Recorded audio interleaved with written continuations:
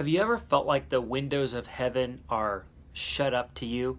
Like you're praying these prayers, Lord, hear me, and it just like hits the ceiling and just totally not being heard by God? One thing you want to ask yourself is there's a decision you have to make. Idols or answers. And if you've got idols in your life, you're never going to get answers from God. Take a look at Ezekiel chapter 8.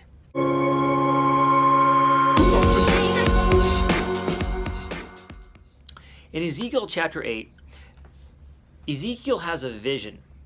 And the Bible says in verse 2, there's the appearance of a man with brightness and gleaming metal and fire. It's maybe a theophany, a picture of Jesus Christ, before he was incarnated. And the Bible says he took me by the hand and grabbed me by a lock of my hair, and by the Spirit led me up.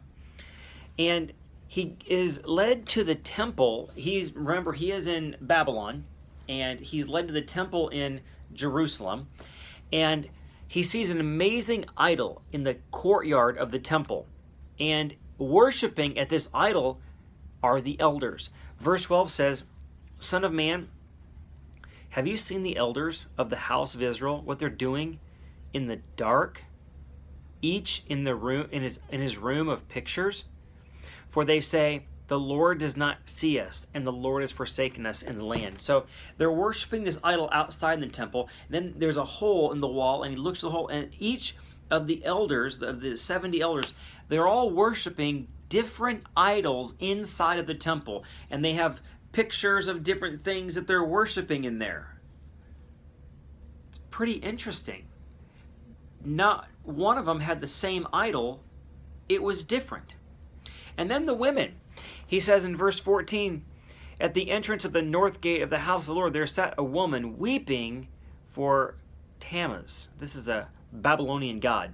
What's going to happen because of this? Verse 18 says, therefore I will act in my wrath, my eye will not spare, nor will I have pity. And though they cry in my ears with a loud voice, I will not hear them.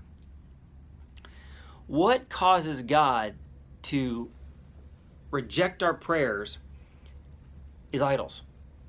And idols are different for all of us. I thought it was very interesting that the elders of the people had different idols they were worshiping. They had one common one in the courtyard and then different ones when they went inside. And they all said, no, God doesn't even see us over here.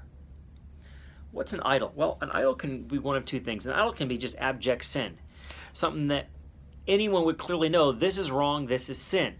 Or it can be something that's benign, in other words, not evil in itself, but becomes evil because this has so captured your heart.